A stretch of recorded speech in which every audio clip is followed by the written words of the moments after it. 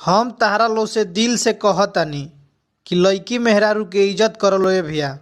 काहे से कि ओकनी के टूटल बाल भी 2000 रुपये किलो बेचाता, सन पपड़ी मिलता। एगो हमनी के देख लो, सैलून वाला काट के आ कचड़ा में फेंक देता। सब समय समय के बात बा ए भैया। जवना गलती खातिर हमनी के बचपन में लोग मारत मारत मुता देत रहे, ओह गलती पर लोग आजकल वीडियो बनावता।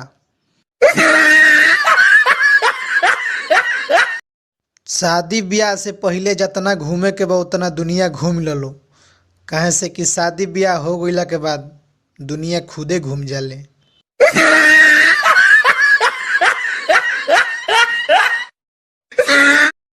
मेहरारू त इतना संस्कारी होली सो कि हर बात माने ली सो।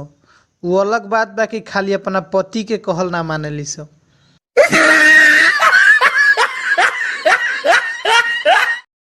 रूसल फूलल तबे अच्छा लगेला जब केहू मनावे वाला होला।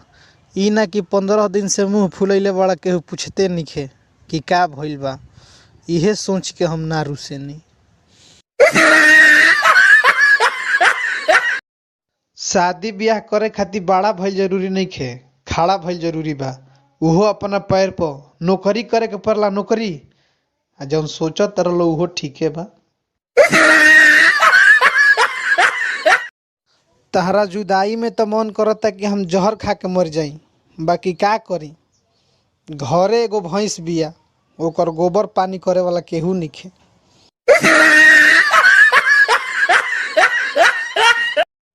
आप सब लोगन के हमारा तरफ से मकर संक्रांति के ढेर सारी शुभकामना। खूब चिवड़ा दही खाई, खूब पादी, अतना जोर से ना पाद के संगे खाद बहरिया जाओ।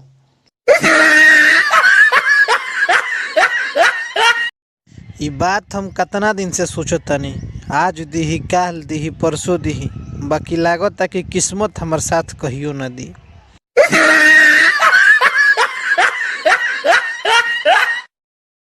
आज काल के आशिक के बारे में का कही। दोसरा से खिली खैनी मांग के खाए वाला लोग भी ताजमहल बनावे के वादा करता।